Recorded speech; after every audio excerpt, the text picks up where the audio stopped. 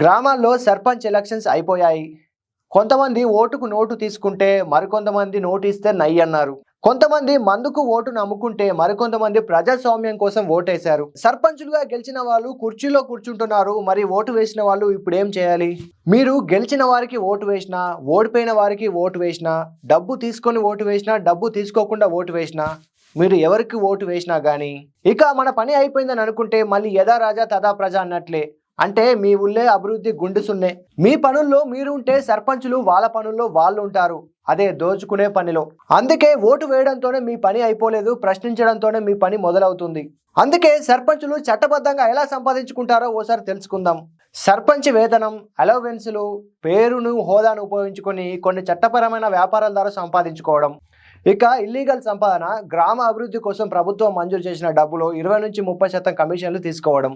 కట్టడాలకు, road అవసరాలకు అవసరమయ్యే మెటీరియల్ను తక్కువ ధరకు తెచ్చి ఎక్కువ ధరకు బిల్లింగ్ వేసుకోవడం. ఉపాధి హామీ, పెన్షన్ పథకాలలో దొంగ పేర్లు చేర్చి ఆ డబ్బుని జేబులో వేసుకోవడం.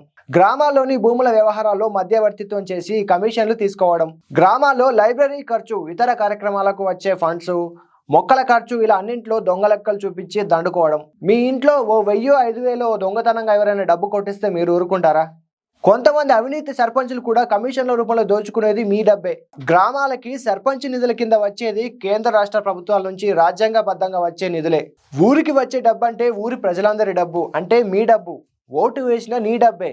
ఈ 5 సంవత్సరాలు మీరు బావిలో కప్పలా సైలెంట్గా ఉంటే మీ డబ్బుని అప్పనంగా దోచుకోమని సర్పంచ్ సాబుకు చెప్పినట్లే. అందుకే సర్పంచ్ అక్రమ సంపాదన కిందకు ఆ డబ్బు మళ్లకుండా ఉండాలంటే ధైర్యంతో ప్రశ్నించాల్సిన బాధ్యత ఊరు ప్రజలదే, ఓటు వేసిన మీ అందరిదే. మరి మీరేమంటారు? గ్రామాలకు వచ్చే నిధులను నిజాయితీగా ఖర్చు చేసే సర్పంచ్ ఎవరైనా ఉంటే వారి పేరును ఖచ్చితంగా కమెంట్స్లో తెలియజేయండి. అలాగే గ్రామాల్లో యువత సర్పంచుల అక్రమ సంపాదనపై ప్రశ్నిస్తారనుకుంటున్నారా? మీరేమనుకుంటున్నారో అది కూడా కమెంట్లో తెలియజేయండి. ఈ ఇన్ఫో నచ్చితే ఒక్క లైక్ కొట్టండి. ఇలాంటి ఇంట్రెస్టింగ్ అండ్ యూజ్ఫుల్ స్టోరీస్ కోసం మా ఛానల్ని సబ్స్క్రైబ్ చేయండి. ఈ వీడియోని ఎవరికి షేర్ చేయాలో తెలుసుగా, వారికి ఖచ్చితంగా షేర్ చేయండి.